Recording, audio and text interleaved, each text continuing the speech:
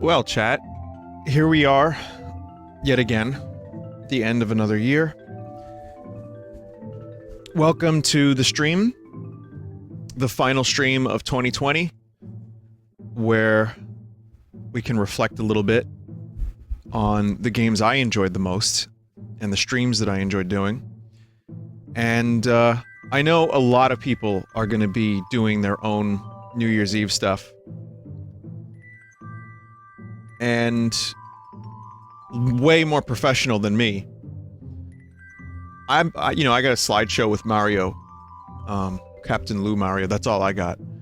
But yeah, people are like, in tuxes, people are streaming the VR chat, Times Square thing. It's a lot.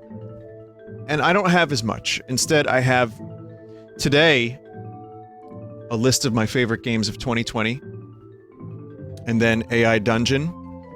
And then some Animal Crossing New Year's Eve. And tomorrow, Zelda 1 randomized.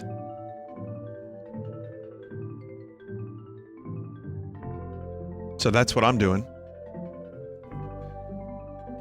I was gonna do it today, but I ran out of time. I don't really have the ability to do Zelda tonight on top of everything else. And I'll be ending the stream a little early, like probably around 1 AM my time. But anyway, that said, once again, welcome to the stream. This will be simple stream today. Let's start with my favorite games of 2020. So many of you are already aware, if you've watched my streams, what games I like the most this year. And this is a list that covers those games, and then some more games, and then some games that came out previous years that I discovered this year. And I'll talk about them a little bit. So, I'm gonna say that the top 10 of the year is generally in order, but it's also not a strict order. So, for example, the 10 games could probably be, moved around a little bit. So, that said though, my favorite game of the year was... Let's get started, shall we? It was Half-Life Alyx. I loved this game as a Half-Life fan. You already knew it was going to be this. I had to, because I really loved it. It did a lot narratively that I enjoyed, but the gameplay was really good for me as a beginner VR player. But even then, it was really immersive. The world was completed. It wasn't like a half-cocked world of just a bunch of levels put together. It was a real-ass game. And it sucks that a lot of people don't have the ability to experience this game yet, but I'm very lucky I was able to.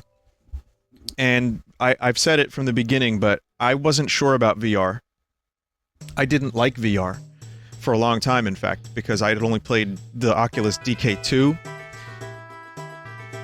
And I'm actually wearing a Majora's Mask shirt right now, by the way, of the moon crashing down. That's okay, right, chat? But, VR really didn't win me over, and I tried it at, like, VR cafes, I tried the one I had, and then when I got the Index, that all changed. Slowly, I figured out VR. And I actually started doing smooth locomotion with Half-Life Alyx. So in a weird way, Half-Life Alyx taught me how to walk in VR. That sounds really lame and weird to say that, but it did. The fucking horror sections were perfect, the shooting was good, the vibe and atmosphere were perfect, it was really immersive, and it felt like when I first played Mario 64. VR really, for me, came together as a medium with Half-Life Alyx, and with the Index, and for that, and delivering upon expectations that seemed fucking impossible, Half-Life Alyx was my game of the year, and I loved it, and one day I will play it again, and I can't wait to. I just want to forget more of it first. Oh yeah, it looked great, ran great, sounded great, fantastic. Game number 2, Hades. This game I played in earlier forms, and then it kind of ended up becoming better. Like, when it was fully, 1.0 released, the game was already really good before that, but then it got even better.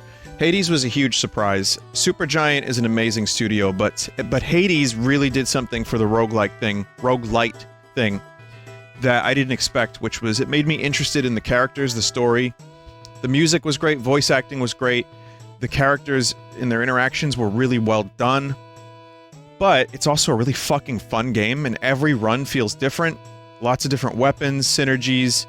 Every time you play the game, it feels like you're getting a new kind of experience in a way, and I really like that about it. It's challenging, but it's fair, and it looks beautiful. Hades really blew me away, and it just got better and better and better, and I can't thank it enough for teaching me about mythology without any additions or modifications. Everyone was sexy. Everyone was fully sexed up to the nines, and yeah, and it was just an amazing experience. So I will be playing more Hades at some point. I need to finish it and get the true ending, but it's probably my number 2 game of the year. Spelunky 2, you know, I just streamed this again yesterday. Almost got the second ending, kinda. Not really almost, but I had a really good run. I have maybe, you know, 40, 50 hours of this game. I love it. Spelunky 1, one of my favorite games ever. 2 lived up to the hype. And all the little modifications and edits, like all the little patches, made the game even better. So Spelunky 2 delivered on the hype, added some stuff. Maybe a couple things weren't as good. Music didn't really strike me as better. And some of the branching paths and difficulty choices are a little bit tough for me to like more than the original. But when it excels a lot, and it's still got the Spelunky fun. The best way I can describe it is it's like playing Spelunky 1 all over again, and having to relearn that, but still having your muscle memory. And therefore, I love Spelunky 2. It's probably my 3rd favorite game of the year. And thank you, Papa Derek, for making such a cool game, and waiting for it to be done before releasing it. So, good timing on the music. I really liked Final Fantasy VII Remake. The controversial aspects of the story I got over once I viewed it more as a sequel, and also viewing the original game as happening. It happened. This is just an add-on to that. That said, I couldn't believe how well they handled the characters, the music, the visuals, aside from that one crusty JPEG in the distance, and just the interactions between the characters. Like, they really fleshed out Avalanche, and I really miss Jesse, Biggs, and Wedge, just because I haven't played the game in a while, and, you know, they're really great. I want more.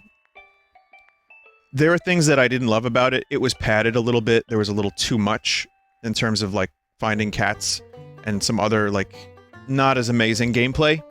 But when the combat was good, I really liked it. I thought it was a great mix of the old and the new.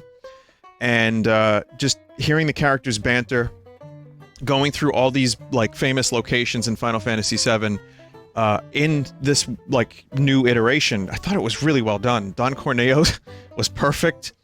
Midgar was incredible. I eagerly await more, and in some ways, I am actually even more excited that we're gonna get something a little different, as opposed to just the same game. Like, I'm like, alright, I've played the original a lot. It's not my favorite game of all time, but I hold it in high regard, and yet, I want to see where this new one is gonna take us. I wish it wasn't divided into so many damn parts. But the 35 to 40 hours I got of Final Fantasy VII Remake, you watch the stream of it, chat. I mean, it happened right at the beginning of quarantine, and it was really an enjoyable experience, and I loved it. Doom Eternal was maybe my 5th favorite game, but this is where it starts to get a little bit nebulous, because everything else kind of just is great, and I love them, but without necessarily knowing where they go on the list. Without going into too much detail, Doom Eternal is a game about ripping, tearing, and shitting down people's necks, and I enjoyed that. The weapons were good, the level design was really good. I had some issues where I felt like my brain wasn't able to compute some of the additions. Like, the rock, paper, scissors aspect of it is well and good, and I liked it a lot in the first one. This expanded it to the point where there were times where it was a little much for me. But I wanted more engagement anyway, because otherwise it would just be like clicking heads, you know what I mean? Like, as Jeff would say. Or like just shooting people in the face over and over again, which is fun. I like the direction they took. I feel like for the third Doom, they could find a balance between 1 and 2, and it would be great. But I still loved it, and I had a lot of fun playing it. It was just pure, like, fun, and it's so good to have a series of shooter where I don't have to fucking hide behind cover until my eyes stop bleeding. And I like those games too, but Doom is back, and I'm really happy about that. So, great game, loved it. Also, rip MF Doom. People are saying in chat, you know, I only really know him from the Gorillaz song, November Has Come, but it's still fucking really sad and horrible, and goddamn it 2020. But, yeah. I'm sorry if you're hearing this from me for the first time just now, Jesus. So, yeah. Let's keep going, huh? Animal Crossing New Horizons, which, is... The music is, again, perfect, and this is accidental. But Animal Crossing, New Horizons was not my favorite game of the year, nor is it the best Animal Crossing. But I will be spending New Year's Eve in Animal Crossing tonight. It's the perfect game to be home for a long time and just build your town. It's a step back in some ways. It's not enough of an evolution in other ways. But yet, the town building and the customization were great.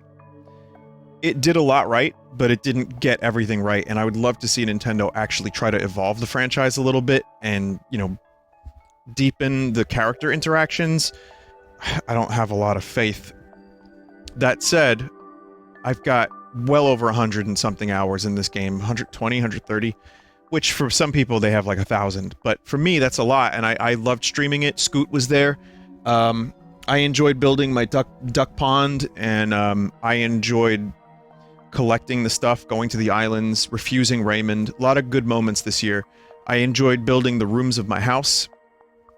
And mostly it's just more Animal Crossing, and it looked nice and it sounded nice. Again, not my favorite in the series, but thank God we had this game this year, because it kept me busy, and I enjoyed it. You know, my gameplay will definitely cease more and more with Animal Crossing New Horizons, unless there's a massive content update. I'm just planning on mostly doing holidays. But still, 100 and something hours is nothing to scoff at. So, pretty good game. Pretty good game. Glad it happened. Tony Hawk, I'm going to put on here because it made me realize how much I love the Tony Hawk games, the original ones. This was a great remake, and it deserved a lot of attention. Now it can no longer be streamed because of copyright stuff, which is, you know, a mess unless you turn everything off, I guess, but hey, the game itself, both Tony Hawk games, made even better, in my opinion. And the levels looked great, it was fun, and it really reignited my love of Tony Hawk 2 and why I loved that game so much in the first place.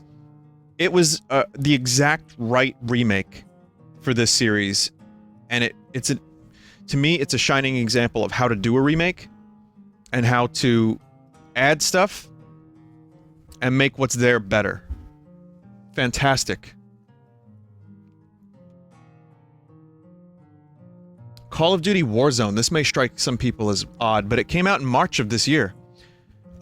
This is... I'm not even kidding, chat. Between this, Modern Warfare blew me away last year, right? Because it was actually a good Call of Duty game. Mechanically, it was amazing. Warzone maybe is my favorite Battle Royale game I've ever played. That said, I don't play it a ton, but it's just really, really well done.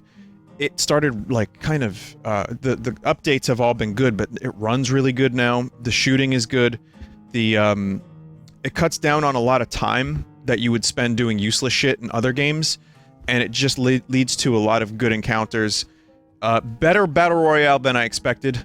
It's probably my favorite, and it's easy to hop into a match, and every time they update it, I go back, like they did a zombie mode for Halloween, and it was amazing. Then they did the smaller island for the new update. I like that too. Again, a big surprise. A welcome one. And it makes Black Ops kind of pale in comparison, for me at least. Like, I liked Black Ops, I played it a little bit, but Warzone and, by extension, Modern Warfare from last year were just, again, really good ways for me to enjoy that series, which I had not for a long time because VW made fun of it for years, and then I ended up enjoying it. So, cool, cool game. Pap Mario Origami King. Why is this on the list? I tried to think about what games I really wanted, and Paper Mario returning to form was something that I really wanted. Was this a return to form? Not really. But it was very memorable, and I still enjoy the streams that I did of it, and I feel like we had a lot of good laughs over it. The music was phenomenal. Speaking of good music, Paper Mario Origami King just didn't have the RPG elements that I really needed. It didn't stick in the way that a lot of RPGs would. You know, a lot of the collectibles, like the toads, were fine, I guess. Pointless, but fine. The battles really didn't do a ton for me, but they were engaging every now and then, and the boss battles were really good. But what makes the game make my list is, almost more than any other game this year, it was charming. God, I hate saying that. But it was. And the writing was pretty funny, and some of the characters were surprisingly tragic and good. And Luigi was there. I wouldn't even put this necessarily... I'm not sure if top 10 is even the best place for this. But I'm happy it's here because it reminded me of why the Paper Mario franchise could be one of Nintendo's best. And this was a huge step in the right direction. Maybe the next one will be even better. God, I hope. But if it's not, I enjoyed Origami King. And it was, again, a fun game to stream. So maybe that makes me a little biased. Next is Hyrule Warriors Age of Clams and Calamity as well. This game had some problems, but it was more Breath of the Wild stuff. It had the alternate reality shit. But truthfully, it ended up being a really fun game. I put over like 35 hours in it, I think. Something like that. And the characters were mechanically interesting when I didn't expect them to be. Even if it was just the XXX and the YYY. Not the best game of the year by any means, but still enjoyable. Semi-disappointing Nintendo big holiday release. But, when it looked good, when the frame rates were 30, it was cool. And some of the plot points were really good, even if they, you know, alternate reality shit, whatever. I'm not going to spoil it, but, you know, I had issues with that. But truthfully, it was a lot of fun. It was easy to get addicted to, and easy to get lost in. And I loved Hyrule Warriors, the original, and this was probably better mechanically. So, good game. Glad it happened. Ready for more Zelda, better Zelda, less Warriors. That would be good. And... oh, here's I don't know what this is. Where'd this come from? So that was my 10. Honorable mentions.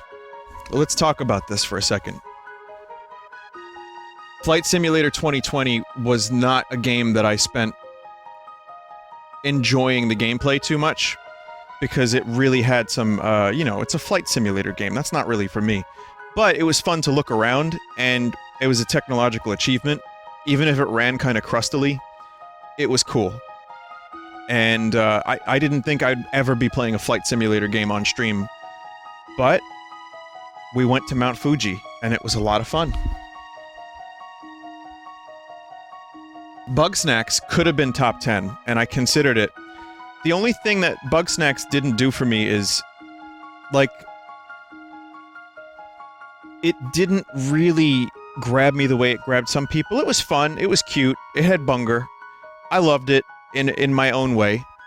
But there was some stuff in there that was like, you know, it was just kind of just go and get the thing and then bring it back. The thing that I liked most about it was the character of the game. and I did enjoy some of the characters. I enjoyed the bungers. I enjoyed the bug snacks. There was a lot of good in that game. The music was great, too. Didn't run amazing on the PS4 base, but it was okay.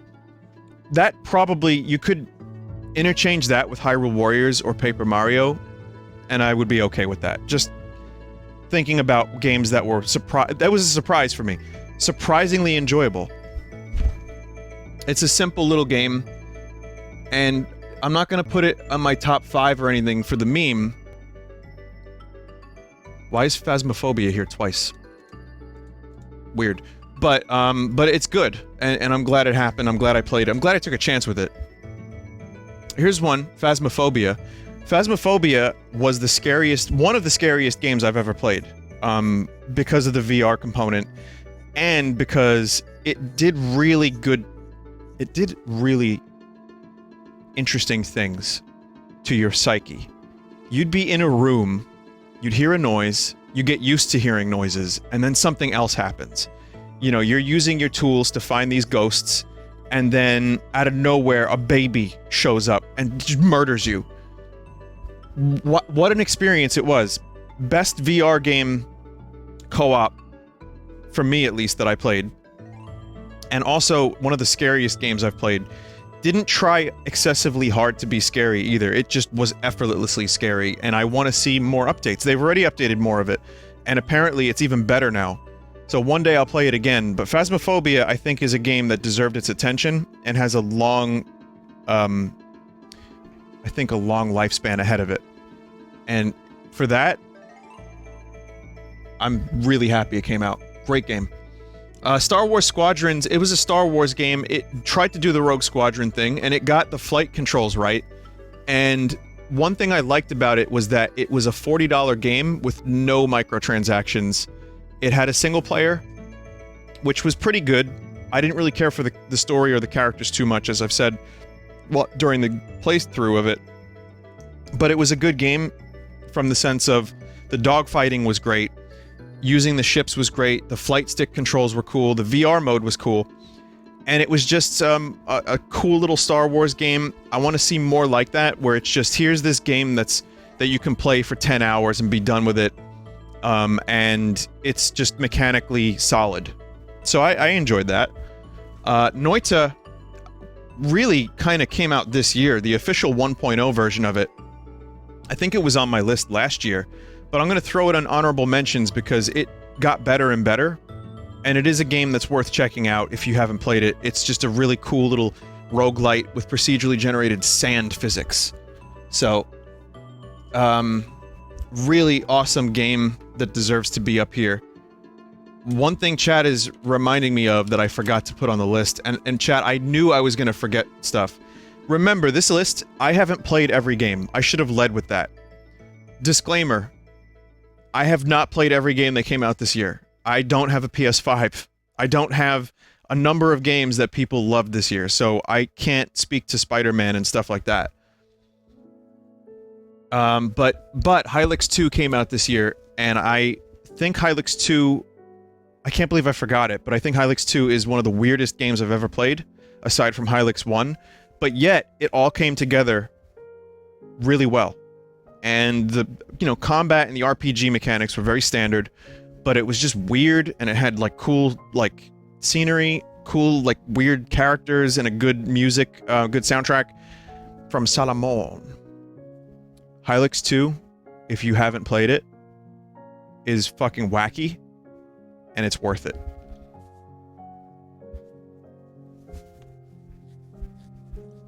Monster Train. Monster Train is another game that absolutely took me by surprise. It is a card game like Slay the Spire. It's Defend the Pyre. And it's just an addictive little card game. I haven't played, even though I unlocked the Candle Lads, I haven't played as them. One day I may return to it. But yeah, just another cool, addictive card game with some interesting mechanics. Good music. Better visuals than Slay the Spire, in my opinion. Overall, derivative from that type of game, but if you like roguelite card games, Monster Train is probably something you'd enjoy. I enjoyed it. I got addicted to it.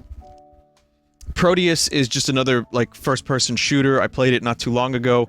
It's not fully done yet, but I wanted to add it to this list because it technically came out this year. Another crazy over-the-top, find the key, shoot the enemies in the face, big blood kind of game with, maybe the best part in some ways was the level editor, where people could make all these wacky levels. Again, looking forward to seeing more from Proteus. I will probably stream it next year when it hits 1.0 if it does. Cool game. Command & Conquer Remastered could have been a little bit higher. Before people say, World of Horror, please wait, is what I would say. So Command & Conquer Remastered is another example of how to do a remaster right.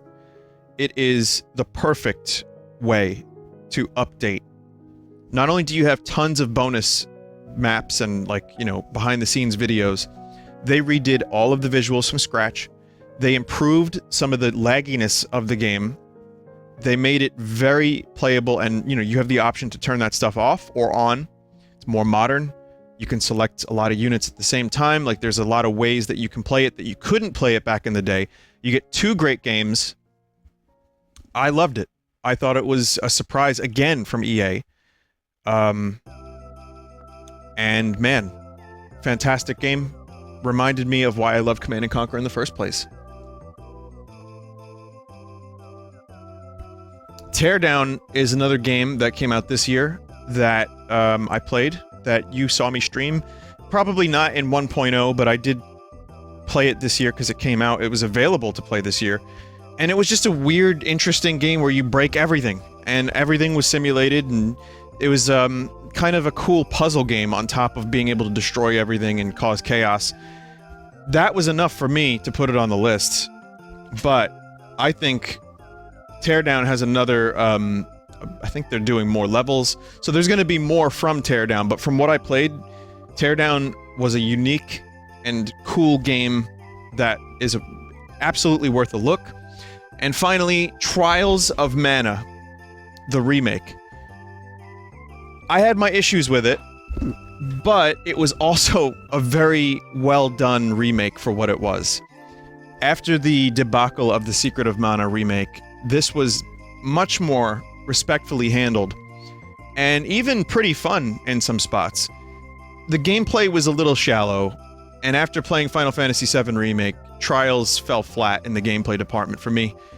It was a very hack-slashy game, but I was able to get into it, and it's just a fun adventure. And the music was really great, and especially the remakes of the music, the remasters, were not a disappointment in my opinion. Visually, the game looked good for what it was, very Dragon Quest XI, but it still doesn't really compare to the original sprite pixel art. But I'm glad I played it. It was a fun, worthwhile adventure. We got a lot of memes from it, as you can see by Charlotte there. So, yeah, it's pretty good. And then, what's this, chat? Games that didn't release in 2020 that I played for the first time this year. So here's a couple more games that I want to talk about. Because I didn't want to have them on the honorable mentions when they were not, in fact, released this year. Outer Wilds maybe was one of the best games I played this year. Top 3. But, yeah. Hang on a second. Let me just do one more thing here. I see, I forgot about this. Let's go back to this list real quick. Xenoblade Chronicles deserves to be on this list. I didn't finish it, that's on me. But, truly, I understand why people love this game, and I do hope to one day return to it. It deserves even higher on the list. If I had finished it, it might be up there. Barn Finders was just a joke. I liked it, but come on. Alright. Hereupon Ricky return one day. Alright, so, Outer Wilds, maybe top 3 of every game I played this year. So I think, you know, if I played it in 2019, it would have been my game of the year, perhaps. I loved it. And I deserve more Outer Wilds. Make Outer Wilds 2. Don't, actually. Now that I think about it, it's just a great one-off experience. And it was, I'm glad I went in mostly not knowing what was going to happen. It left an effect on me. It had a really good sense of discovering the world yourself, which made me love the world and the characters even more. And it made me think about my place in the universe. Not every game gets me that existential. So RimWorld is next, Outer Wilds, however, is great, and I recommend it to everybody. If you can get it on sale, persist, and you'll enjoy. Now, RimWorld would have been maybe top 5 if it had released this year. I did a RimWorld playthrough, and I couldn't stop playing it. I couldn't stop thinking about it. It is not only addictive, but it's extremely engaging, and we had a lot of good times and smoking weed and all that fun stuff. But aside from all that, it was just an intense experience. Sometimes chill, but sometimes really fucking intense. And it left a very profound effect on me in terms of what kind of games I like. I didn't know I liked games like that. So, I guess I do. It's very user-friendly. It's not like Dwarf Fort in that sense, but maybe Dwarf Fort will be more for me when they release the visual update. But RimWorld blew me away. I love it, and I will be streaming more of it next year. With the expansion and with some mods as well. And I think Season 2 of RimWorld will be a lot of fun. So, fucking phenomenal game. So, VR chat. Why is VR chat on here? Boy, how tides have turned. When I first joined VR chat and checked it out a couple years back, when it got popular for the first time, it was something I didn't really like because I went into public worlds, and as I explained, it was just people doing bits, and everybody in a room would do a bit, and they were all streaming it. While that hasn't changed a ton, I have discovered this year, actually being in VR chat, it's one of the best VR experiences I think around, especially because there's so many maps and now its own programming language. But I discovered that when you play VR chat with friends and you check out some maps together and not like in a big public room, it's actually really great. And it helped keep me sane in a fucked up year, and it helped me make some new friends, and I think it's actually a really cool experience. You just have to find the right parameters for it. That, and also after, 3 or 4 or 5 years, whatever it's been, it has calmed down a lot. Like, sure, people are still doing bits, but the demand for big VR chat videos is kind of lessened, so I feel like people are kind of more chill. But, yeah, I mean, someone said you just need $1,000 for it. Well, that's with the index, right? There's cheaper VR options. VR chat would run and probably be fine, but also VR chat is not VR exclusive. So, there's ways you can play it. Desktop mode works fine. That said, I admit that the VR stuff on this list, like Half-Life Alyx, it's very restrictive. Like, not a lot of people in a tough year financially are going to be able to play these games. I acknowledge I'm a very lucky person. I'm glad to share these games with you a little bit when I can by streaming them. But the experience of hugging Scoot in VR, for example, priceless. So, Boneworks was another VR title that came out last year, and I didn't really finish it because I had some, I didn't like the level design a whole lot, and I just started getting kind of sick of it because I played it for like maybe 6 or 7 hours. I had enough by then. One day I will probably return to it, and they're keeping it updated. Boneworks might be the most advanced VR game I've played in terms of the way your body moves, the physics, the gunplay is very good, and the way you solve puzzles in that game, you can do it in like kind of a couple different ways, and you can use your body to like break the puzzles. It's interesting. It made me a little sick at first, but then I got used to it. It's a great example of what VR can be once you get your sea legs. And the same for Pavlov. Honorable mention to Pavlov for being... I haven't spent a ton of time in Pavlov, but it's one of the best shooters in VR. And I think I'll be spending more time in Pavlov. So... yeah, the VR legs, I joke about it, but you've probably watched me chat over the past couple years complain about VR because it would make me sick. And it did for the index at first. And some of the more intense experiences gave me kind of like a headache, or it just was difficult to stay in VR for long. But then, you know, I conditioned myself slowly, and then I would spend some time, you know, moving slowly, or, you know, spending more and more time in VR. And now I can spend like 3-4 hours in VR doing more intense shit, no problem. But it took a while. And games like Pavlov and Boneworks are the types of games that you want to play after like 20, 30, 40 hours in VR. So. Sea of Thieves I discovered this year. And Sea of Thieves ended up being a really interesting pirate game. I've always wanted a cool pirate game. It's not the one I've always wanted, but it's good. Rare, I didn't think had it in them, because I've been so down on Rare after like almost 2 decades of just whatever. But truth is, Sea of Thieves is still getting updated. There were some really funny moments when I played it with friends, and the Kraken was pretty great. And it's just kind of cool to go sail and do some random shit for like 2-3 hours. So yeah, I think it's really great. It's got the best water graphics I've ever seen. And it's got a cool kind of style to it. I just wish there was a little more to it, but its user-friendly kind of open-endedness also is kind of nice. So, I like it. It's not one of my favorites, but I like it. World of Horror is on the list because it really is a unique game, isn't it? I would like to one day stream more of it with the Vinesauce mod, but unmodded, I played maybe 4 or 5 times, and it's creepy. The Junji Ito style I wasn't really familiar with, but it made me kind of appreciate that style a lot, and I think World of Horror ended up being a huge surprise.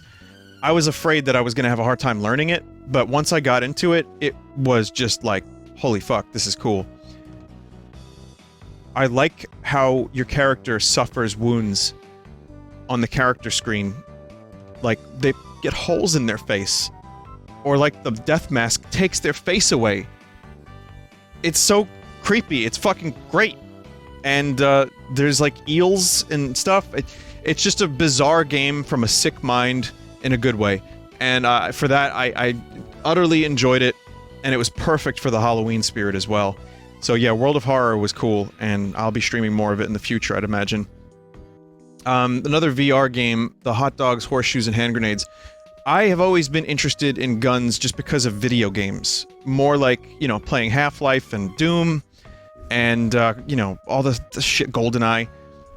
I don't actually need a gun. I don't want to fire a gun. I don't have any interest in real guns. You know what I mean? Like, it's weird. Video games, guns are cool. Real life, I never had any interest. I don't really want to shoot them. It's just not a thing.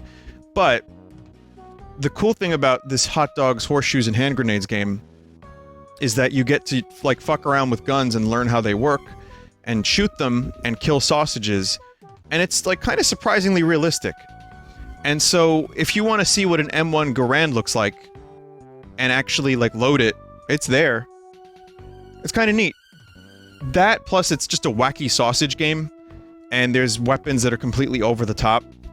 Some of the game modes are cool, but otherwise, like, it's the least gamey game on this list, perhaps, other than VR chat. But yet, it is, for what it is, it's kind of astounding. So, and there's tons of content. Undermine, I'm just throwing this on the list right at the very end because it didn't come out this year. It's just another one of those Binding of Isaac light kind of games. It's similar to the, you know, Gungeon Isaac style, very much so. And yet, it ended up hooking me in the past week and a half or so, 2 weeks, and it has yet to release the hooks. I described it the other day as it's like playing Isaac for the first time. It maybe isn't as good, there's not as much content, but when it does some different things, it does them well, and it can get really, difficult, but fair. And there's this, addictive nature of discovering new items and getting more gold. It's cool. It's a cool game. It's not the best game of the year or anything like that, not even the best game of last year, but it's neat, and I've gotten a number of people hooked to it.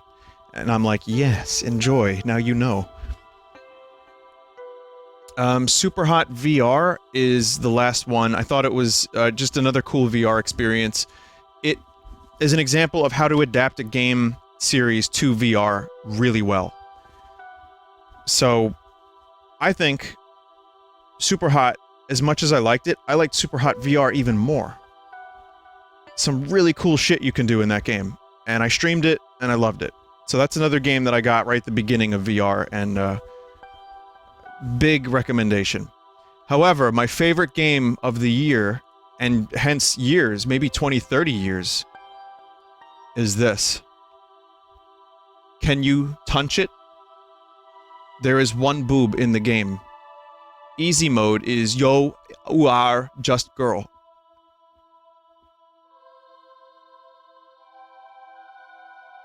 Interesting, huh? Someone said something about Among Us and Fall Guys. I didn't like Fall Guys all that much. I didn't make a whole lot of Fall Guys content. It was okay. It was fine. It was a little party game. It doesn't really want to be on my list. I asked. It didn't want to. And Among Us, the reason I left that off is because I don't like the original as much as I like the VR chat version. And VR chat's on my list already. And, you know, it's okay. It's not one of my favorite games of the year, but it's cool. It's fun with friends. So, Risk of Rain 2 was on my list last year. Came out last year. I played it last year. Black Mesa is not on the list because I played it last year. And also, truthfully, I played it years before that. Where's Final Fantasy VI? Well, you see, if you read this part right here, I played Final Fantasy VI in the 90s. Otherwise, if you saw my top games of all time list, it's there. I love it. So, there's a lot of cool games that I played that aren't on this list that I played last year at the very end of the year, or whenever. Risk of Rain 2 officially released this year. Okay, so now that's my mistake, if that's the case. Because I thought it was last year, and I googled it, and it said 2019. But I think most of you would know I absolutely adore Risk of Rain 2. And if I forgot it on the list, then it should be here, definitely. Maybe even top 10, like above like one of these, you know. So good game. Clubhouse games, yeah, Clubhouse games. I mean, now chat is reminding me of other games. Help me, chat. Help me. So, okay, Risk of Rain 2 might even be top 10. Clubhouse games would be honorable mentions. What else you got here? Puyo 2? Nah, I'm good. Mario's Mystery Meat is a mod of Mario World, so, you know. It was great, but no. Blade Runner 2021. No, actually, no. Nope. Destroy All Humans was chill. Part-Time UFO was chill. They were good. Would they go on the list? Maybe Destroy All Humans would. Part-Time UFO was just a fun little game. Barn Finders I wouldn't put on the list. Carrion was good, but it wasn't... I didn't remember it, so that has to count for something. Cloudpunk was okay. Wouldn't make my list, but I liked a lot of it. Here's what I would say. Cyberpunk. Let me just address Cyberpunk real quick. Because Cyberpunk came out this year. Hades. Hades is my number 2. You gotta watch the whole thing if you missed it, because I got Hades up at the top. I talked about it a lot. Okay, Cyberpunk Aquafarms. Cyberpunk is not on my list at all, but here's what I want to say about it. Truthfully, there's a lot to like in the game, and the more I play it when it works, I have fun with it. It's just like it's like an open world game. We've seen it before, but it's got a cool like city and style. What I want to say about it is, if it would have come out next year, like around the same time, like December, God, it would have been so much better. So it's not on my list. I haven't finished it. I'm only like 10 hours in. I've glitched it more times than I've spent playing it probably, but I don't hate it. In fact, it's growing on me. And some people that say it's like the best game ever, it's like, alright, whatever. people that think it's the worst piece of shit ever, it's also like, huh? It's just pretty good. That needs severe patching. It needs serious looks into its code. It needs an army. And I feel bad for the people that worked on that game, you know, because either corporate was like, nah, it's got to come out this year, or whatever the case is, because I know they worked hard. The assets in that game are beautiful, the city is beautiful. There's so much to like, and yet so much makes me like it less. So, just the world is held together with duct tape and strings and straw, and it just, it's a shame. You know, like a police appearing behind you after you, like, break the law in the game. It's just like, here's a drone out of nowhere. Like, in an elevator, here's like 5 cops. What? Or like, you know, you shoot and then people just duck in the middle of the street. The cars don't have any life to them. They just kind of stop or like drive through like things and break themselves. It feels like if this game had the same like kind of depth as like a Red Dead 2 or GTA, like a Rockstar level of attention to detail, I think I would probably enjoy it a lot more. I know that's a tough thing, like, oh, just be Rockstar with that level of detail, forehead. But truthfully, that's what this game needs. Because the immersion is broken fucking frequently. So, it's cool, and I want to like it. I'm gonna play more of it. I'm gonna stream more of it, chat. Like, I had fun last time I streamed it, for the right reasons and the wrong reasons. But, it's not on my list. So, what other games, chat? Curse of the Moon 2 was good. That could have been on my list. In this honorable mention. 7 Days. I played that before. It was cool. I enjoyed it. Black Mesa's 1.0 update was March of this year, though you didn't play it this year. Well, Black Mesa is amazing. You know I love it. Besiege could have been on there, sure. Resident Evil 3, maybe honorable mentions. Cloudpunk I mentioned, not really into it that much, but I liked a lot of it. Barn Finders is not on my list.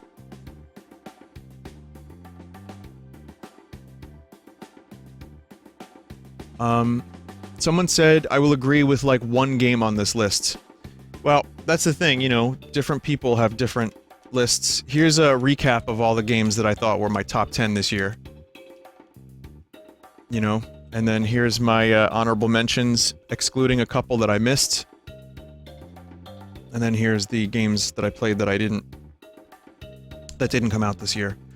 And chat, I'm guaranteeing that I missed a lot of stuff, which is why I can't specifically say that this is a definitive list. I did the best I could today, and I forgot a bunch, so sorry about that.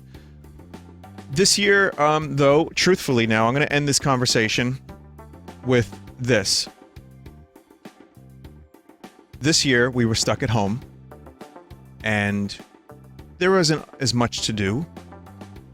And this was a pretty good year for games. Between the VR stuff I played, between Final Fantasy, Animal Crossing, great indie games like Hades and Spelunky, I was kept busy, and I have a backlog. I have a lot of games that I haven't finished that came out this year. And if I get bored, I can play them. So, maybe not the best year of gaming or anything like that, but pretty good. I'm very happy with what we got this year. Nintendo was lacking in various ways. And again, it's hard to blame a specific developer or publisher. Like, even Cyberpunk, their year was fucked for reasons. And many studios had a similar thing. So I'm willing to bet, like, maybe if this year didn't go the way it did, there would have been maybe even more or better games, or games that were put together better. I don't know. Truth is, we can't see into that alternate future where O'Brien lives. So, what we got, though, was pretty good. And I'm glad we had as much as we did to play this year. So, anyway, thank you for watching. This is just all my opinion. I'm no authority on video games, you know that. And the ones I haven't played, you know, I missed a lot of big-name games this year. So, still, thank you for listening. Thank you for watching.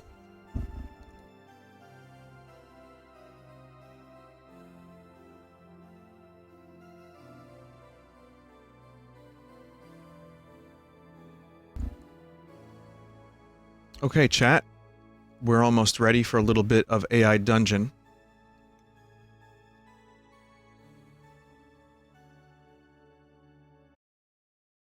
I'll just need a second, okay?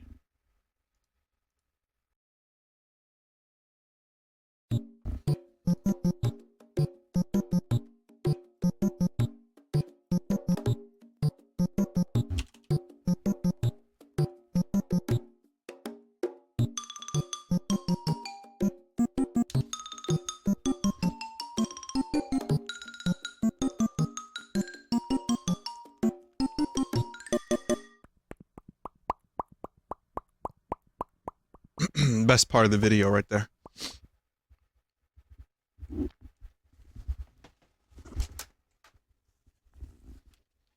Life good.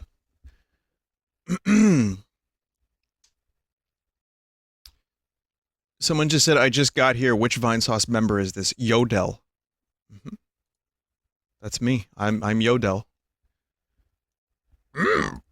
My stream. Welcome to.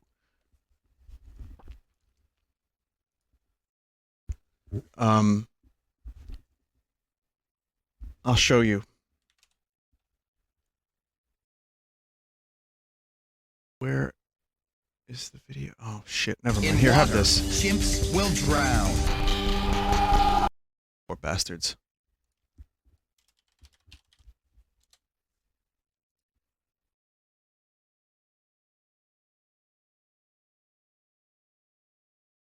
Alright, I think I need to log in.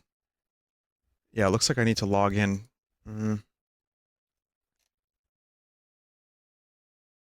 Shit, sorry, just another second.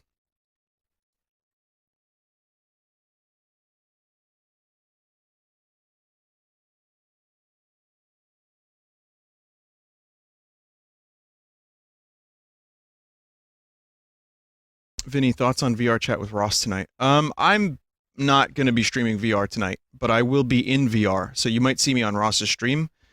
My plan is AI Dungeon, and then Animal Crossing, and then I'm gonna end the stream a little early after the New Year in the East Coast, and then I'm gonna hop in VR for just to relax. You know what I mean? But I don't plan on streaming it. I'm not really. I just wanted to like chill and you know what I mean, like and not be on stream. So if you see me on stream, that's cool. On Ross's stream, but I'm not sure even we're gonna be streaming the whole thing. I think it's just gonna be just like a chill time. But give me a second here. I just need to get my login. I knew I had forgotten to do something, which was to click on AI Dungeon. I knew it.